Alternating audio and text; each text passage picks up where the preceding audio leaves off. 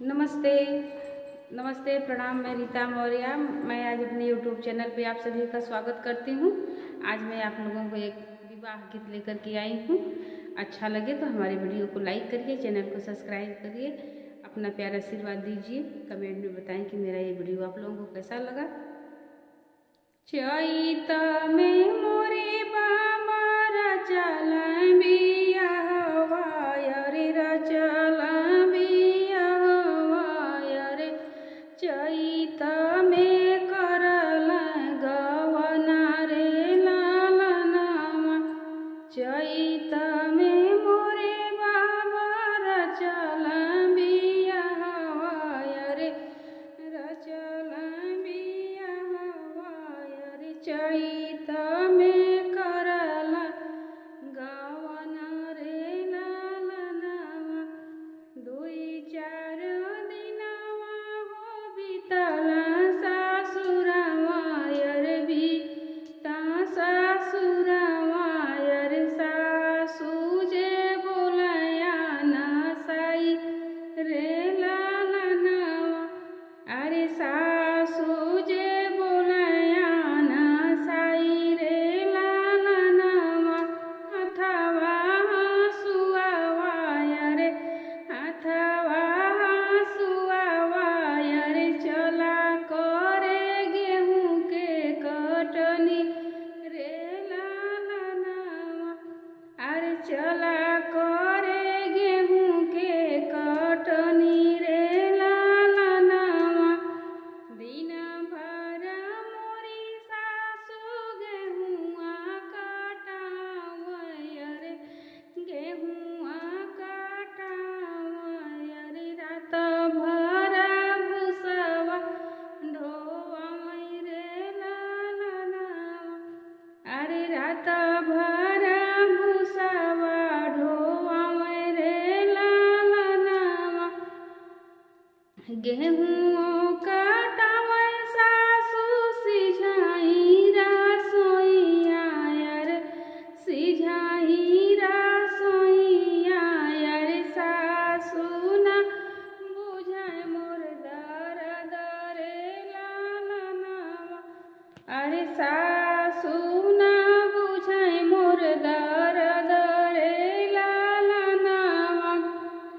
दुई बेरा सासू खाली चार बेर नाना दिया रे, चार बेर नाना दिया। अरे गोतिनी का लैका दीना भर रे लालनावा।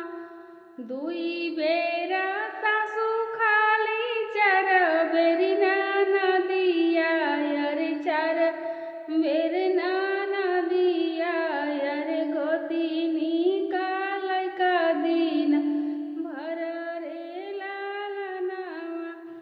सासू का दुई बर्तन ननदा का चारू रे, ननदा का चारू रे। लड़ी कनका माजी दीना भर रे लालनावा। अरे लड़ी कनका माजी दीना भर रे लालनावा। घर से बाहर ले करी हम कमावा रे, करी हम कमावा रे। धूमिल होइला रूपवा हमर रे लालनावा। अरे धूमिल होई गइल मोर रूप रे लालनावा। ससुरे का दुखाया सहलो न जाला रे, सहलो न जाला रे। भैया के खबर भे जाइब रे लालनावा। अरे भैया के खबर भेजाइब रे लालनावा। आवा मोरे भैया ले